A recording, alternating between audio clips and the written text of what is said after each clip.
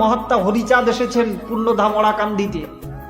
আমরা যারা তার ভক্ত রয়েছি, ফলোয়ার্স রয়েছি, তারা অনেক সময় বৈষ্ণবের সাথে ফিরিয়েকশন হবে, আমাদের হরিচাঁদ বড়, এ বলবেন না না কৃষ্ণই বড়। তত্ত্বগত বোধের অভাব, আমরা তত্ত্ব জানি না, তথ্য নিয়ে চলছি সবাই। এখনকার সময়টা আমাদের গন্ডগোল করে একসাথে মরার সময় নয়।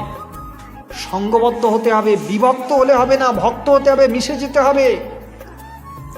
কিন্তু সমাজের বিভক্তটাই হচ্ছি বেশি, তথ্য নিয়ে নাড়াচাড়া করছি বটে, তত্ত্বের দিকে আমাদের কোনো সংবাদ নাই।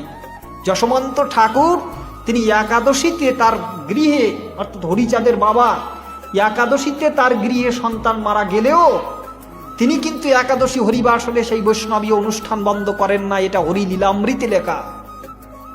তাহলে দেখুন, তত্ত্বগত দৃষ্টিতে আপনার তারকচাঁদর্শিনী গান পড়েন, অহৈতুকী প্রেম ভক্তি করি ঘটলো অবলার ভাব, মুক্তির আসে আছো বসে হলো না সে ভক্তি লাভ, পহেলা নেব অনুরাগ মরমে লাগলো না সে দাগ, ঘটলো না বৈরাগ্য বিরাপ পেলেম না সে মহাভাব, মহাভাব ভাবি নিরাশে আমার মহানন্দ বেড়ায় ভেসে, গোলক তারকচন্দ্র সেই রূপরসে করে হরিশিহরণ, তারকচাঁদ সেই রূপে মাখা পেয়ে সে স্বরূপের দেখা, অশ্বিনী তুই এমনি বোকা নীলি না স্বরূপের সৌরভ।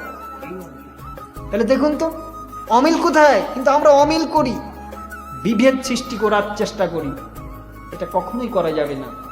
যিনি সাধক তিনি বস্তুত সাধনাই করে চলেন, নিন্দা তার মুখে শোভা পায় না, হিংসা তার মুখে শোভা পায় না।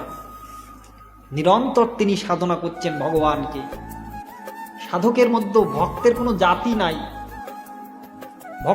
ভক্ত ব্রাহ্মণ নয়, ভক্ত ক্ষত্রিয় নয়, ভক্ত মুসলমান নয়, ভক্ত খ্রিস্টান নয়। তাই যদি হতো তাহলে আমাদের মায়াপুরে সারা বিশ্বে কিন্তু এখন কৃষ্ণ ভাবনামৃত ছড়িয়ে গেছে, সারা বিশ্বে ভগবানের ভক্ত আছে। তারা তো অন্যান্য সম্প্রদায় থেকে এসেছে। তাহলে ভক্তের কোনো জাতি হয় না, কোনো জাত দিয়ে ভক্তকে নির্দেশ করা যায় না। এটাই হচ্ছে তার লক্ষ্য। ভক্তের লক্ষ্য হচ্ছে এটাই যে তিনি ভগবানকে নিরতই সাধনা করেন।